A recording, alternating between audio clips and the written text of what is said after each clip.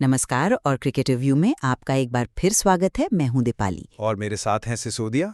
तो आज हम बात कर रहे हैं भारत के सबसे प्रतिष्ठित घरेलू टूर्नामेंट रणजी ट्रॉफी की। बिल्कुल, रणजी ट्रॉफी मतलब भारतीय क्रिकेट की जो नींव है, जहां से हमारे सारे बड़े खिलाड़ी निकल कर आते हैं।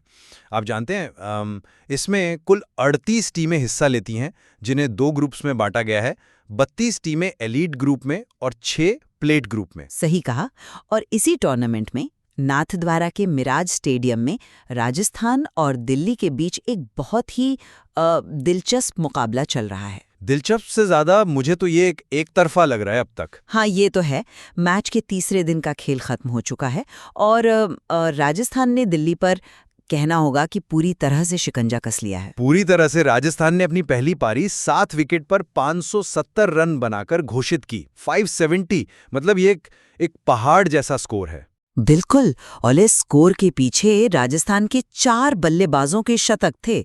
सचिन यादव ने 130 रनों की एक बहुत ही शानदार पारी खेली, जिसमें 17 चौके और 2 छक्के शामिल थे। फिर कार्तिक शर्मा, उन्होंने तो कमाल ही कर दिया। 8वें नंबर पर आकर सिर्फ 154 गेंदों में 120 रन बना दिए, जिसमें 5 चौके और आप सोचिए 9 लंबे छक्के शामिल थे। 9 छक्के? अरे बाप रे!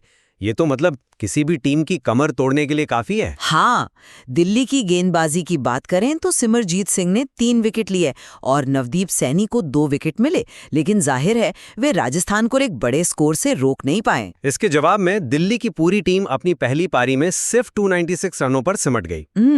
हालांकि उनकी तरफ से अर्पित, वैभव और प्रणव ने अर्धशतक लगाए, क्रमशः 62, 62 और 57 रन।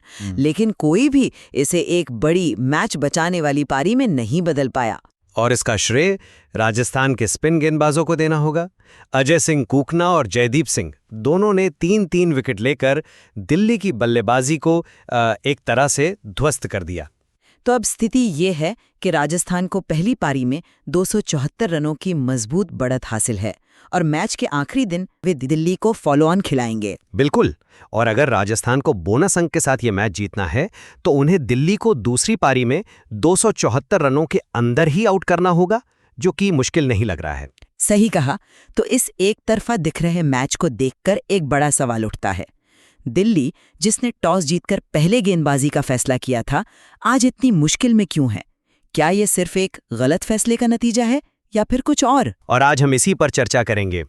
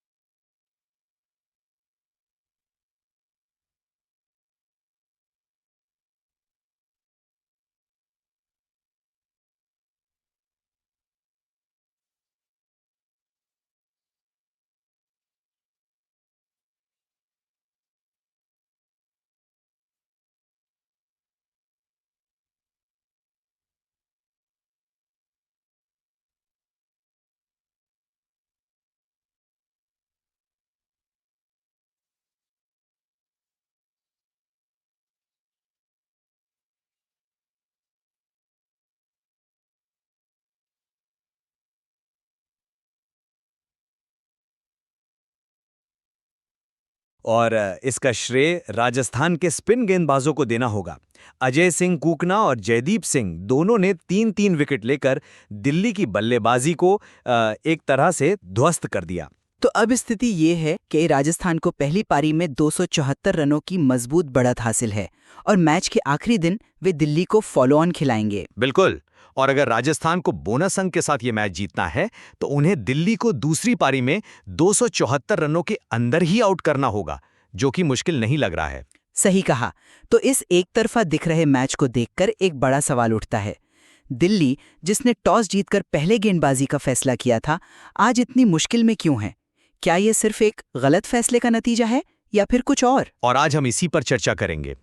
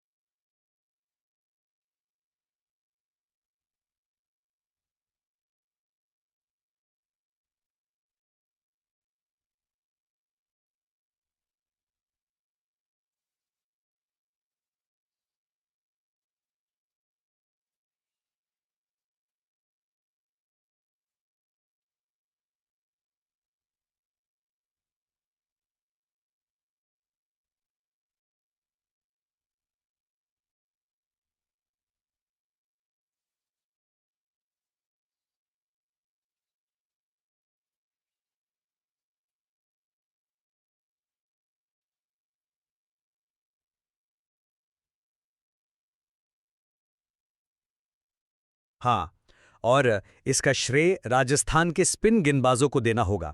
अजय सिंह कूकना और जयदीप सिंह दोनों ने 3-3 विकेट लेकर दिल्ली की बल्लेबाजी को एक तरह से ध्वस्त कर दिया। तो अब स्थिति ये है कि राजस्थान को पहली पारी में 274 रनों की मजबूत बढ़त हासिल है और मैच के आखिरी दिन वे दिल्ली को फॉलो ऑन खिलाएंगे। बिल्कुल। और अगर राजस्थान को बोनस अंक के साथ ये मैच जीतना है तो उन्हें दिल्ली को दूसरी पारी में 274 रनों के अंदर ही आउट करना होगा, जो कि मुश्किल नहीं लग रहा है। सही कहा। तो इस एक तरफा दिख रहे मैच को देखकर एक बड़ा सवाल उठता है। दिल्ली, जिसने टॉस जीतकर पहले गेंदबाजी का फैसला किया था, आज इतनी मुश्किल में क्यों है?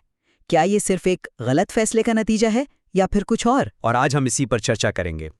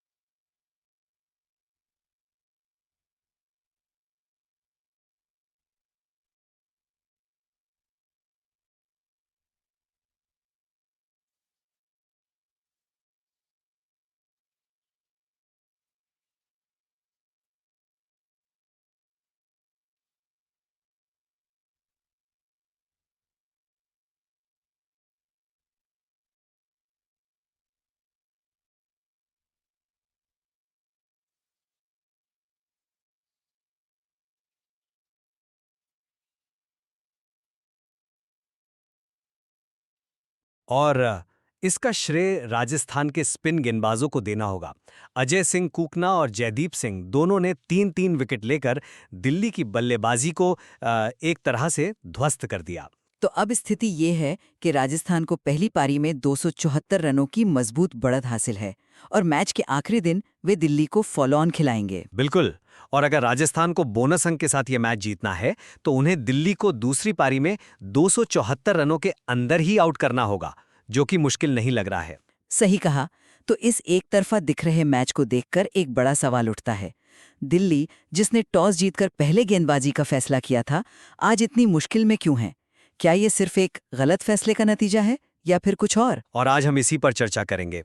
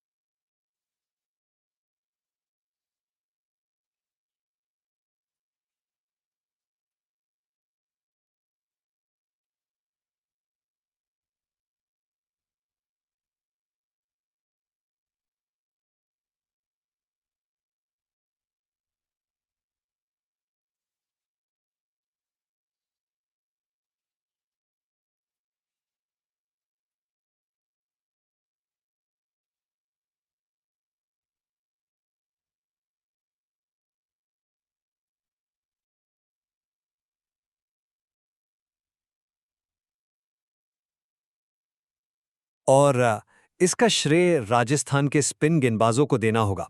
अजय सिंह कूकना और जयदीप सिंह दोनों ने 3-3 विकेट लेकर दिल्ली की बल्लेबाजी को एक तरह से ध्वस्त कर दिया। तो अब स्थिति ये है कि राजस्थान को पहली पारी में 274 रनों की मजबूत बढ़त हासिल है और मैच के आखिरी दिन वे दिल्ली को फॉलो ऑन खिलाएंगे। बिल्कुल। और अगर राजस्थान को बोनस अंक के साथ ये मैच जीतना है तो उन्हें दिल्ली को दूसरी पारी में 274 रनों के अंदर ही आउट करना होगा, जो कि मुश्किल नहीं लग रहा है। सही कहा। तो इस एक तरफा दिख रहे मैच को देखकर एक बड़ा सवाल उठता है। दिल्ली, जिसने टॉस जीतकर पहले गेंदबाजी का फैसला किया था, आज इतनी मुश्किल में क्यों है? क्या ये सिर्फ एक गलत फैसले का नतीजा है या फिर कुछ और आज हम इसी पर चर्चा करेंगे।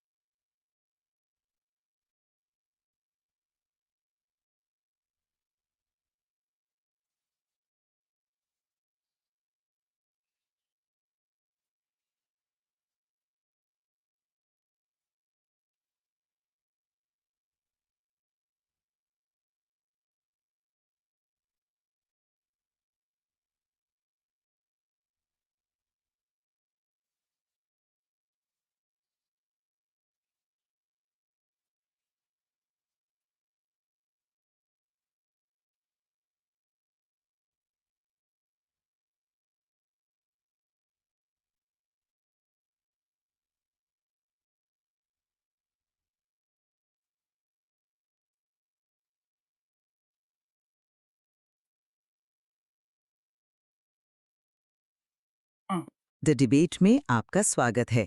हमारे सामने जो सामग्री है उसके आधार पर आज हमारी चर्चा का केंद्रीय प्रश्न ये है, दिल्ली की इस खराब स्थिति के लिए ज्यादा जिम्मेदार क्या है? टॉस जीतकर पहले गेंदबाजी करने का उनका रणनीतिक रूप से गलत फैसला, या फिर राजस्थान के बल्लेबाजों का वो असाधारण प्रदर्शन जिसने मैच का रुख ही बदल दिया? मैं ये तर्क दूंगा कि राजस्थान की बल्लेबाजी इतनी बेहतरीन थी कि टॉस के फैसले का महत्व ही नहीं रह गया। और मैं इस नज़रिए से बात करूंगी कि दिल्ली का टॉस का फैसला ही उनकी सारी समस्याओं की जड़ था। थोड़ा विराम। देखिए, 4 दिन के क्रिकेट में, खासकर भारत में, पहली सुबह का फैसला बहुत कुछ तय कर देता है। दिल्ली के कप्तान ने टॉस जीता, पिच को देखा और गेंदबाजी चुन ली। मेरे लिए ये समझ से परे है। जिस तरह से राजस्थान ने बाद में 570 रन बनाए, वो इस बात का सबूत है कि वो पिच पहले दिन से ही बल्लेबाजों के लिए जन्नत थी। ऐसे में आपने विपक्षी टीम को दावत दे दी कि आइए और एक बड़ा स्कोर खड़ा कीजिए। हाँ, मैं मानती हूँ कि उन्होंने 41 रन पर 2 विकेट जल्दी ले लिए थे, लेकिन वो सिर्फ एक छोटा सा दौर था। उसके बाद नवदीप सैनी और सिमरजीत सिंह जैसे अनुभवी गेंदबाज भी बेअसर नजर आए। ये साफ दिखाता है कि पिच में गेंदबाजों के लिए कुछ खास नहीं था। इस एक फैसले ने न सिर्फ राजस्थान को मैच पर कब्जा करने का मौका दिया, बल्कि अपने ही बल्लेबाजों पर 570 रनों का ऐसा मनोवैज्ञानिक बोझ डाल दिया जिससे वो कभी उभर ही नहीं पाए। मैं आपकी बात समझता हूं, लेकिन मुझे लगता है कि इस पूरे विश्लेषण को सिर्फ टॉस के फैसले तक समेट देना यह राजस्थान की अविश्वसनीय बल्लेबाजी के साथ नाइंसाफी है। हम यहाँ किसी एक शतक की बात नहीं कर रहे हैं। एक पारी में 4-4 शतक लगे हैं। ये कोई आम बात नहीं है। ये एक ऐतिहासिक प्रदर्शन है। आप सिर्फ पिच को दोष देकर इसे खारिज नहीं कर सकते। और खास तौर पर कार्तिक शर्मा की पारी को देखिए। 8वें नंबर पर आकर कोई बल्लेबाज 154 गेंदों में 9 छक्कों के साथ 120 रन बना दे, ये किसी भी कप्तान की रणनीति को तोड़कर रख सकता है ना। आप ऐसी पारी के लिए योजना बना ही नहीं सकते। सही है। और ये भी मत भूलिए कि राजस्थान भी 41 पर 2 था। उस दबाव की स्थिति से निकलकर सचिन यादव और कुणाल सिंह राठौर ने जो साझेदारी की, वो व्यक्तिगत कौशल, धैर्य और मानसिक मजबूती को दिखाता है, न कि सिर्फ एक सपाट पिच की मेहरबानी को। लेकिन पिच को पढ़ने की जिम्मेदारी तो कप्तान की ही होती है ना। 570 का स्कोर चीख चीख कर कह रहा है कि ये एक सपाट विकेट था। अगर दिल्ली ने पिच को सही पढ़ा होता और पहले बल्लेबाजी की होती, तो शायद आज हम दिल्ली के 500 रनों की बात कर रहे होते और राजस्थान दबाव में होता। मैच का पूरा समीकरण ही अलग होता। यह एक दिलचस्प तर्क है, लेकिन इसमें एक बुनियादी विरोधाभास है। अगर पिच इतनी ही सपाट और बल्लेबाजी के लिए आसान थी, तो दिल्ली की पूरी टीम 296 पर ऑल आउट क्यों हो गई? क्या उनके पास अच्छे बल्लेबाज नहीं थे? सच्चाई यह है कि तीसरे दिन तक पिच ने अपना रंग दिखाना शुरू कर दिया था। राजस्थान के स्पिनर्स जयदीप सिंह और अजय कूकना ने मिलकर 6 विकेट लिए। इसका मतलब साफ है कि पिच में गेंदबाजों के लिए मदद थी, खासकर स्पिनरों के लिए। फर्क ये था कि राजस्थान के बल्लेबाजों ने बेहतर तकनीक और धैर्य दिखाया और तब रन बनाए जब पिच सबसे अच्छी थी। दिल्ली के बल्लेबाज ऐसा नहीं कर पाए। मैं इस बात से पूरी तरह सहमत नहीं हूं। आप देखिए, ये तो खेल का स्वाभाविक क्रम है। जब एक टीम पहले 2 दिन बल्लेबाजी करके 550 रन बना देती है, तो पिच पर फुटमार्क्स बनना और उसका टूटना लाजमी है। दिल्ली को तीसरी पारी में बल्लेबाजी करनी पड़ी जब स्पिनरों को मदद मिलना तय था। यही तो टॉस का फायदा होता है। अगर दिल्ली ने पहले बल्लेबाजी की होती तो उन्हें ताज़ा विकेट मिलता और यही मुश्किल राजस्थान के सामने होती। तो पिच का जो बदला हुआ बर्ताव है, वो भी तो टॉस के गलत फैसले का ही नतीजा है। ठीक है, मैं मानता हूं कि पिच का मिजाज बदलता है, लेकिन क्या है बदलाव 274 रनों के विशाल अंतर को सही ठहराता है? मुझे ऐसा नहीं लगता। चलिए हम उस एक पारी पर वापस आते हैं जिसने असल में मैच का गणित बिगाड़ा। कार्तिक शर्मा की पारी, वो एक एक्स फैक्टर थी। कोई भी कप्तान ये योजना नहीं बना सकता कि विपक्षी टीम का 8वें नंबर का बल्लेबाज इस तरह की विस्फोटक पारी खेलेगा। ये सिर्फ रन बनाना नहीं था, ये दिल्ली के गेंदबाजों का मनोबल तोड़ने जैसा था। जब आपका निचला क्रम इस तरह से आक्रमण करता है, तो ये सामने वाली टीम को संदेश देता है कि उनके लिए कोई राहत की सांस नहीं है। इस एक पारी ने मैच को दिल्ली की पहुंच से इतना दूर कर दिया कि टॉस का फैसला अप्रासंगिक हो गया। मैं मानती हूं कि वो एक असाधारण पारी थी, लेकिन क्या वो पारी अपने आप में संभव होती? उस पारी की नींव तो पहले ही रखी जा चुकी थी। सचिन यादव के 130 रन, कुणाल सिंह राठौर की मजबूत पारी, इन सब ने मिलकर दिल्ली के गेंदबाजों को थका दिया था और एक ऐसा मंच तैयार कर दिया था जहां कार्तिक आकर खुलकर खेल सकते थे। जब स्कोर 400 पार हो जाता है और आपके 6 विकेट गिर चुके होते हैं, तब निचले क्रम के बल्लेबाज पर कोई दबाव नहीं होता, वो आज़ादी से खेल सकता है। अगर दिल्ली ने पहले बल्लेबाजी करके 350-400 का स्कोर बनाया होता तो राजस्थान पर दबाव होता और शायद कार्तिक शर्मा को रक्षात्मक तरीके से खेलना पड़ता। तो वो पारी उस स्थिति का परिणाम थी जिसे दिल्ली के टॉस के फैसले ने ही जन्म दिया था। लेकिन आप ये कैसे मान सकती हैं कि दिल्ली पहले बल्लेबाजी करके 350-400 बना ही लेती? उन्होंने तो दूसरी पारी में 300 भी नहीं बनाए। हम यहाँ अगर मगर की बात नहीं कर सकते, हमें जो हुआ उस पर बात करनी होगी। और हुआ ये कि राजस्थान ने 41 पर 2 विकेट गिरने के बाद भी जबरदस्त वापसी की और एक विशाल स्कोर खड़ा किया। ये उनकी बल्लेबाजी की गहराई और मजबूत मानसिकता को दिखाता है। दिल्ली की टीम जब बल्लेबाजी करने आई तो उनके सामने सिर्फ एक बड़ा स्कोर नहीं था, बल्कि एक अनुशासित गेंदबाजी आक्रमण भी था, जिनके हौसले बुलंद थे। और यहीं पे मैं स्कोर बोर्ड के दबाव की बात फिर से करना चाहती हूँ। ये कोई किताबी बात नहीं है, ये एक हकीकत है। 570 रनों के पहाड़ जैसे स्कोर का पीछा करने का दबाव किसी भी बल्लेबाज को तोड़ सकता है। आप जानते हैं कि एक भी गलती आपको मैच से बाहर कर देगी। दिल्ली के 3 बल्लेबाजों ने अर्धशतक लगाए, अर्पित, वैभव और प्रणव। तीनों जमे, लेकिन कोई भी उसे शतक में नहीं बदल सका। क्यों? ये स्कोर बोर्ड के दबाव का सीधा संकेत है। वे जानते थे कि उन्हें तेजी से रन भी बनाने हैं और लंबे समय तक टिकना भी है, और इस दोहरे दबाव में वे बिखर गए। एक सामान्य स्थिति में इनमें से कम एक बल्लेबाज शतक बनाता। मैं फिर कहूंगा, ये सिर्फ स्कोरबोर्ड का दबाव नहीं था। ऐसा कहकर आप राजस्थान के गेंदबाजों के प्रदर्शन को कम आंक रहे हैं। उनके स्पिनरों ने मिलकर 6 विकेट चटकाए और तेज गेंदबाजों अनिकेत और अशोक ने भी 2-2 विकेट लिए। यह दिखाता है कि उन्होंने लगातार सही जगह पर गेंदबाजी की और दिल्ली के बल्लेबाजों को जमने का मौका नहीं दिया। ये अच्छी गेंदबाजी का भी नतीजा था। अगर दिल्ली के गेंदबाज पहली पारी में इसी तरह का अनुशासन दिखा पाते तो स्कोर 570 तक कभी नहीं पहुंचता। तो ये गेंदबाजी और बल्लेबाजी दोनों विभागों में प्रदर्शन का अंतर था, न कि सिर्फ टॉस का।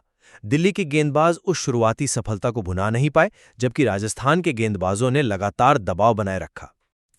तो अंत में मैं यही कहूंगी कि हालांकि राजस्थान की बल्लेबाजी अविश्वसनीय थी, लेकिन दिल्ली के टॉस जीतकर गेंदबाजी करने के शुरुआती फैसले ने ही उन्हें एक ऐसी मुश्किल स्थिति में डाल दिया जिससे निकलना लगभग नामुमकिन था।